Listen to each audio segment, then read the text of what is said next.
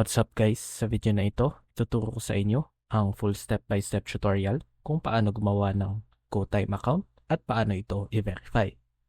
Paki-like and subscribe naman for more tutorials tulad lang nito. Pumunta lang tayo sa Play Store or App Store, tapos i-search ang GoTime Bank. Dito, i-install natin at i-open. Allow nyo lang yung notifications kung gusto nyo, pero ako hindi ko na i-allow since ayoko mabother na laging may nagpa-pop up. Kung may account na kayo, login lang, pero ina-assume ko na dahil nanonood kayo ng video na to, syempre, open account ang pipindutin. Dito, ipapakita yung mga requirements para mag-create at mag-verify. I-ready lang natin ang mga ito. Make sure na 18 na kayo, may valid ID, make sure na may ilaw or pwede nyong ilawan ng konti yung kwarto nyo para lang malinaw pag nag-selfie mamaya. Tapos, kailangan lang din na may home address kayo dito sa Philippines. Pag ready na, pindutin lang natin ang Let's Start. Agree lang tayo sa terms and conditions. Maigi na din na basahin ito bago nyo pindutin ang Accept. Check nyo na lang yung personalized updates kung gusto nyo. Hindi ko na din to i-check since ayoko masyadong matabunan ng maraming emails and notifications. Pag okay na, pindutin lang ang Continue. Select lang natin yung citizenship. Likely, Filipino naman yung pipiliin dito. Enter lang natin yung mobile number natin. Pindutin ang Verify with OTP. Hintayin lang natin na mag-text si GoTime. Tapos i-copy-paste natin yung 6-digit OTP. Next naman is maglalagay tayo ng email address.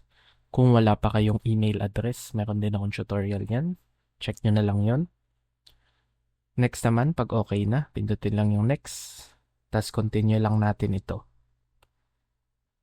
Ngayon naman, mag-ready tayo para sa pagkuha ng selfie. Una, tanggalin lahat ng accessory sa muka o sa ulo tulad ng salamin, cap, mask, o anumang nakaharang sa pagtitake ng selfie. Next lang natin, make sure din na maganda ang lighting. Basta nakabukas naman yung ilaw, medyo pwede na yan. Next lang ulit, stay still lang tayo habang nagpipicture. No need to smile.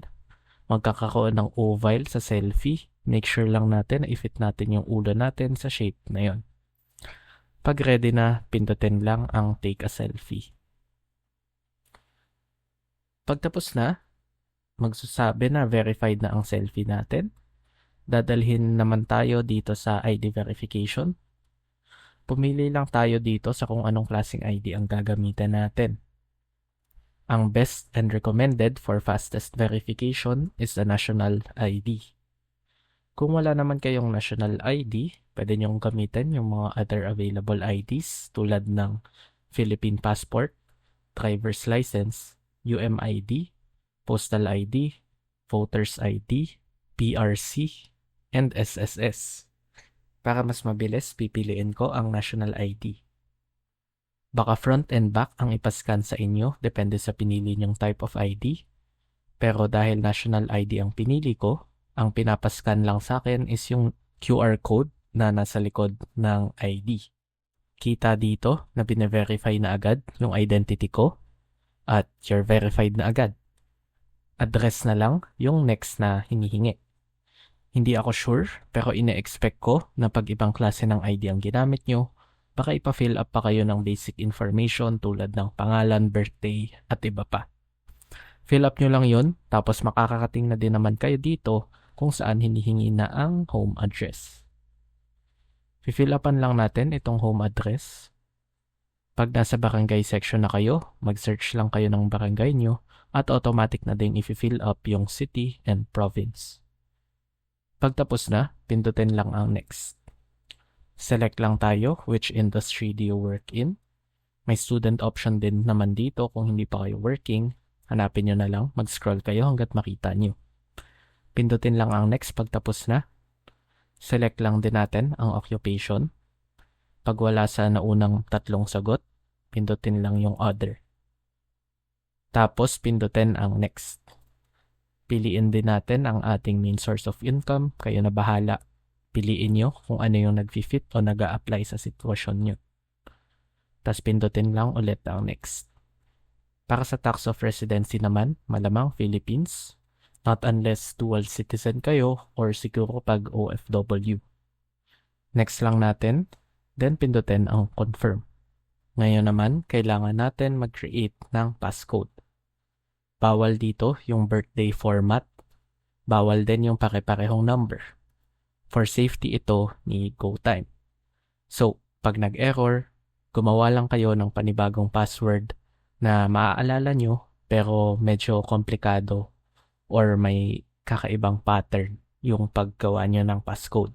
Pag tinanggap na yung ginawa nyong passcode, itatype nyo lang ulit dito sa confirm. Tapos ngayon, mag-create naman tayo ng username. 8 to 32 characters. Kailangan magsisimula sa letter, hindi number. And bawal yung may special characters tulad ng exclamation, asterisk at iba pa. Pag okay na, pindutin lang ang next. Ngayon naman, kailangan lang natin mag-login. Pindutin lang ang login. Hihingan tayo dito ng referral code. Unfortunately, wala akong referral code or rewards na maibibigay sa inyo ngayon. Unlike sa Merrybank na may 150 pesos kayo. Medyo pangit kasi yung sistema dito sa GoTime. Kaya ang pipindutin ko na lang is I don't have a referral. Magtatanong ulit si GoTime. Tapos pipindutin ko lang ulit yung I don't have a referral. Pag nag-login na, dadalhin naman tayo sa GoTime homepage. Para ma-explore yung features ni GoTime, pindutin lang ang menu. Ito ang iilan sa mga features ni GoTime, maliban lang sa basic transfers and 3% interest. Mabilis ang account and card issuance, high yield savings account, multi-currency time deposit, free interbank transfers, Go Rewards integration, mobile check deposit, and Google Wallet and Google Pay support. Marami pang features of course, pero yun yung mga highlight niya. Ganun lang kadali ang paggawa ng GoTime account guys. If may question kayo, mag-comment lang kayo and subukan yung gawing specific yung comment para magets ko kung saan kayo nasa stuck. And kung nakatulong naman ang video na ito, paki-like naman, libreng paraan yan para masuportahan ang paggawa ko pa ng more tutorial videos. Mag-subscribe na din kayo kung hindi pa kayo subscribe para hindi nyo ma-miss ang upcoming video. Sa next video, ipapakita ko kung paano mag-transfer from GCash to GoTime na walang binabayarang fees. Kung gusto mo makita ang video na yan, click mo lang ang video na nasa screen. See you all sa next video.